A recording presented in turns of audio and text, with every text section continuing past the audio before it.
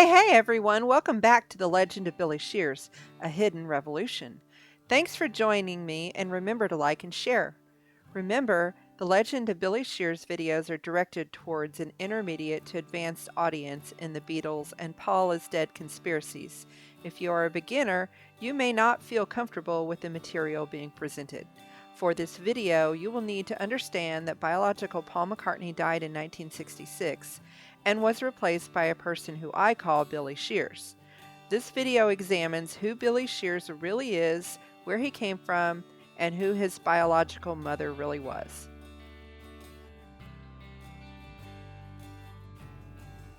I thought we might backtrack a bit and take a closer look at Miss Pat, the person who I believe is Billy Shears' biological mother. For those who have watched my videos before, much of the information you may recognize. However, I think it is important to go back and review the reasons that make me so convinced about who Billy Shears' mother was.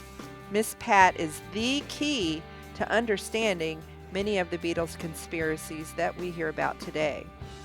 Miss Pat was born March 16, 1915 in Cornwall to Phyllis Marion Gotch and Patrick Daughtry. Her given name was Deirdre Patricia Marine Daughtry, but most called her Patsy. I affectionately call her Miss Pat. In her lifetime, we know that she used the following surnames. Gotch. In Cornwall, it was common to call someone by their family name, and in this case, it was her maternal grandparents' name. Other surnames include McAlpine, McClellan, and Daughtry. Aleister Crowley referred to her as the girl Pat. Not many details are available about Miss Pat and her childhood. She grew up in Cornwall with a very bohemian lifestyle surrounded by artists and intellectuals.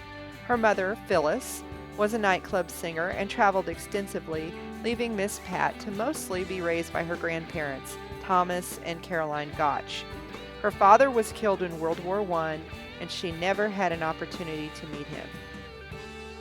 Thomas and Caroline Gotch were artists, painters that had transplanted to Cornwall along with a group of other artists who loved the beautiful seaside landscape, and they desired to use common, hard-working, everyday people as their subjects. Thomas and Caroline loved to use their daughter Phyllis in their paintings, and if you ask me, their granddaughter too, Miss Pat. The Gotch family lived in a generational home called Wheel Betsy.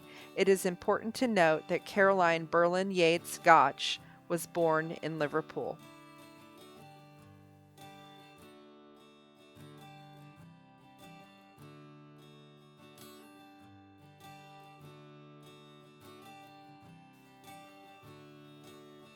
I believe that Miss Pat was named after the Irish mythology tale of Deirdre of Sorrows, whose life was foretold to bring sorrow, particularly through love. It was a tale of beauty, lust, and death. To greatly summarize the story, a druid made a prophecy that the infant Deirdre would be the most beautiful woman in all of Ireland. However, the child would bring sorrow and war to the country because of her significant beauty. The king decided to spare the child's life and keep her for himself since she was going to be so beautiful. She was fostered. She was sent to someone else to be raised. At the age of consent, she would be expected to marry the king. Deirdre did indeed turn out to be very beautiful. She dreamed of her future love, who would have hair the color of a raven. She did eventually meet a handsome young warrior that looked just like this, and to escape the king, she fled with her lover to Scotland. This would be a similar area, but not exact, of Scotland where High Park Farm, Billy Shears' farm, is located. Deirdre and her lover had two children, a son, Jair, and a daughter who were fostered. They were raised by someone other than themselves. Eventually, the king lost his patience in the matter and sent spies over to see if Deirdre was indeed still beautiful and to assess the situation. One of the spies was noticed by Deirdre's lover, and a gold chess piece was launched at the spy, putting out one eye. The spy, however, was able to make it back to report to the king and told him of her beauty and of her lover. The king had Deirdre's lover and brothers killed, but Deirdre was spared. Sometimes the war that was started over Deirdre is referred to as the Irish Iliad. After the death of her lover, the king took Deirdre to be his wife. After many months, she was still being very cold to him. The king decided to give Deirdre to the men who had killed her lover, since these were the ones she hated the very most. During transport in the chariot, she was taunted and told that she looked like a ewe between two rams. That was comparing her to a sheep. At this point, she flung herself out of the chariot, dashing her head on a rock and perishing.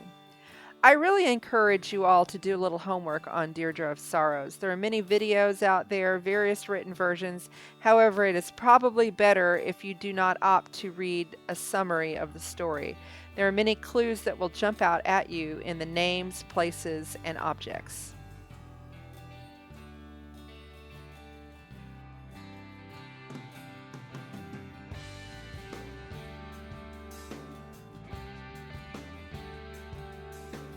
Like her father, Miss Pat's first husband, intelligence agent Captain James McAlpine, died in April 1941 while serving in World War II. We know that Miss Pat had a baby in May 1939 after a moonchild ritual with Aleister Crowley. The relationship between the two is well documented. Miss Pat and Crowley remained friends throughout his life, and she was at his bedside when he died. Now remember, we do know from the book Memoirs of Billy Shears that Billy Shears was born in 1939. This baby was named Randall Jeer by his mother. Note the middle name is Jeer. That's a name from the Sorrows story and translates to gear, as in McGear. He was called Alistair Ataturk by his father.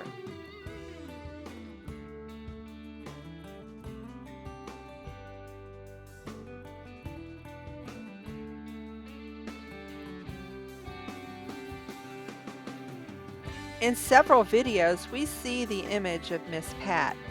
In Dance Tonight, we see her in the pantry. Funny how her partner is raven-haired. We also see her on the stairwell. We see her image twice in Pipes of Peace. Lacking clarity, I believe we see her in Waterfalls. Miss Pat was tall with long, wavy red hair. In the video Ever Present Past, we see a room full of tall dancers that are all wearing wigs with long, wavy red hair. If you watch the making of Ever Present Past, you will find out that finding all of those red-haired wigs was difficult and very expensive, meaning that Billy Shears was firm about the dancers having long, wavy red hair. Also, there are other videos that feature the same baby she is holding in Pipes of Peace. This can be found in Waterfalls and Free as a Bird. Of course, I believe the baby is Billy Shears. It appears that some of the Gotch paintings feature Miss Pat. This would not be a stretch, as her mother Phyllis was prominently featured in their artwork. In Bill's work, there are tons of references to Pat's native Cornwall, for example, in the lyrics. The photo behind Bill's desk is of Cornwall and was likely taken from a nearby stone circle. The photo of Crowley on the rocks with young Ataturk, also known as Billy Shears, was taken in Cornwall. I wonder if Pat was the photographer of this photo. Also, the revisiting of the rock during the filming of Magical Mystery Tour on the beach in Cornwall. Yes, that is the same rock. The Magical Mystery Tour was Billy's homecoming to Cornwall. Then we have Egypt Station, a nod to his mother, Miss Pat, who served as a base cipher officer in Egypt during World War II. She was stationed there and had her grandmother and 3 children in tow. Finally, how much she looks like Bill. Please remember, it tells us in Memoirs of Billy Shears that Billy had plastic surgery done on his nose and his chin so that he would favor biological Paul McCartney more.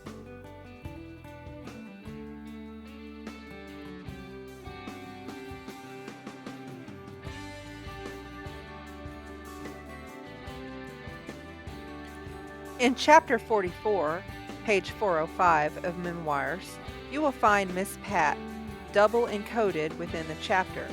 First, in the acrostical encoding where it talks about Bill's mother, However, Tom Harriet released an acrostical booklet himself, so I guess there was more. Looking on page 406, you will see the name Patsy encoded, telling us that Miss Pat really is the biological mother of Billy Shears.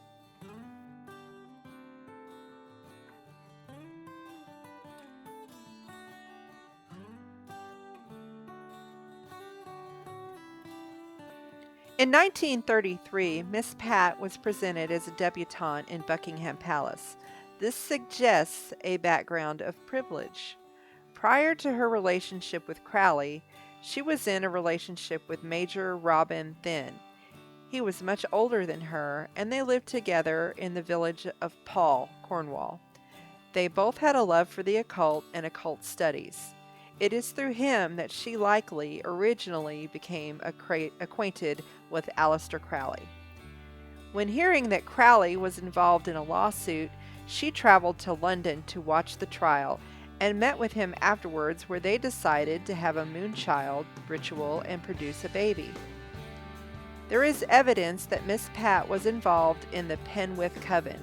With her love of the occult and having friends such as Crowley, this should not be a surprise to anyone. It is important to note for future videos that in witchcraft, children are often fostered or raised by another who helps them learn their intended use or craft. Miss Pat died in Lapford, Devon in 1992. This is just about 30 to 40 miles away from Tavistock.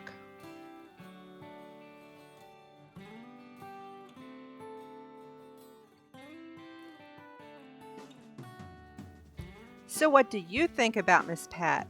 Have I proven my case that she is the biological mother of Billy Shears? There is much more information, but I am going to try to do shorter videos about each family member or significant player in this conspiracy and how they fit into the puzzle. If this were a game of tic-tac-toe, Miss Pat would occupy the center square, as most roads seem to lead back to her. I invite you to watch as I uncover more about Billy Shears, who he is, and how he is still today conducting a hidden revolution. If you enjoyed today's video, please hit the like button and share it with your Beatle conspiracy friends. I routinely disable a comment section.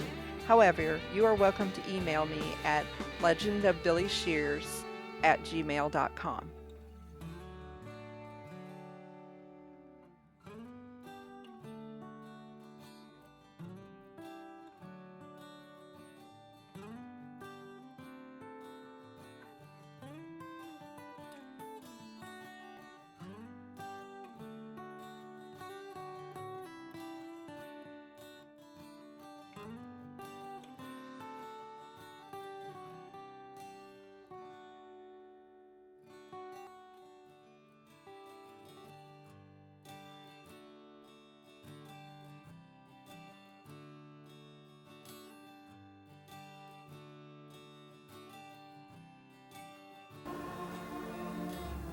In 1934, Crowley began a libel case against a writer who described him as a black magician. He was desperate for money and believed he might be awarded damages. Examples of Crowley's pornographic poetry were read out in court, and then the wife of Raoul Loveday, the young man who died in the Abbey of Thelema, gave evidence of Crowley's depravity. The judge was appalled, saying that in 40 years of justice, he had never heard of such wickedness. Crowley lost the case and ended up bankrupt. But even after such a humiliating defeat, his extraordinary magnetism was undiminished. After a court case that Crowley loses, a young woman called Deirdre McKellum comes up to him and says, "I want to have your child," basically. And Crowley agrees, and they go off together, and they perform a ritual to have a magical son, a sort of a magical heir for Crowley. And they perform various rituals, and they do have this son, and his name is Aleister Ataturk. Well, after he took me in his arms on the doorstep, that beastly lodging which had lace curtains in the window, I don't know where it was now, he said, "I want you and I want your child." Well, I wanted a child, and I just started from then. Then he came round and saw me off, and he had to give up drugs, pretty well give up drugs for 3 months, because he couldn't couldn't conceive very easily. Well, I suppose I conceived. He did the other thing, but... That was the only child who, in the everyday concept, I think he really loved, whom he wanted to see have a future.